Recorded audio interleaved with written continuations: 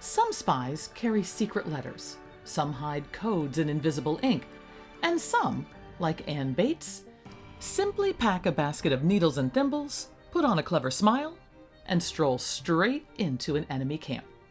Sometimes, the most effective spy was a woman with a basket of goods who looked for all the world like a harmless peddler. Ann Bates was a Loyalist, yes, one of them, a schoolteacher from Philadelphia. She married Joseph Bates, a soldier in the British Army when the war broke out, and she didn't sit idly by waiting at home wringing her hands. No, she decided she would serve the king in her own way, and that way was espionage. Ann's weapon was not a musket or a sword, but her ability to listen, observe, and blend in until no one thought twice about her presence. In 1776, as Washington's army stumbled through New York, Ann Bates slipped behind Patriot lines disguised as an ordinary peddler woman with her little basket of pins, needles, thread, and knives. While the soldiers fussed over sewing kits or a sharp blade for supper, Ann was counting tents, noting artillery, and memorizing every careless word they let slip. Soldiers would talk freely around her, even in front of her, never realizing the sharpest tool she carried was her memory. She proved to be good, dangerously good. Ann observed troop numbers, weapons, even the condition of Washington's artillery. She slipped into camps near White Plains and later around New Jersey, gathering details that sounded like small talk but added up to disaster if passed along. Then she carried her information straight back to the British High Command. Some reports credit her with intelligence that helped the British plan raids and counterattacks. And while a patriot might laugh at the idea of being outfoxed by a schoolmistress with a needle case, make no mistake, it happened.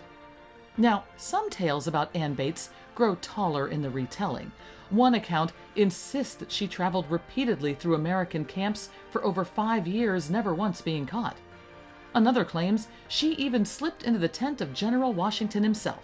Now, I'll raise a skeptical eyebrow at that one, but whether fact or fantasy, it made for delicious whispers in every tavern.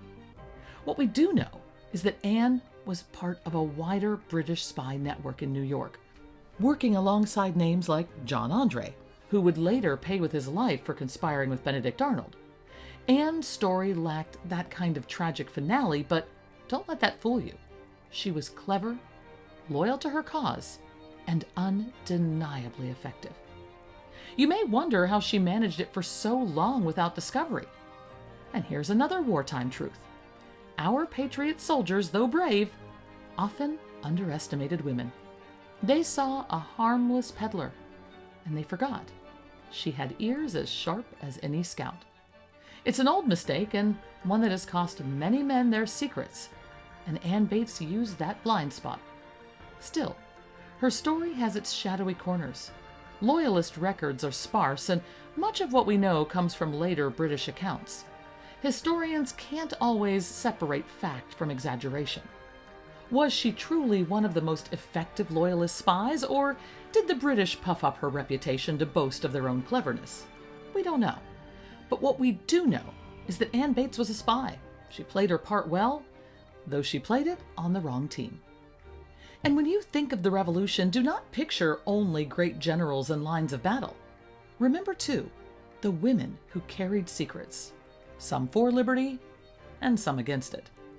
And if you want to hear more of these hidden tales of spies, plots, and the unlikely figures who shaped our fight, please subscribe to this page below and stay with me, for there are many more stories to tell.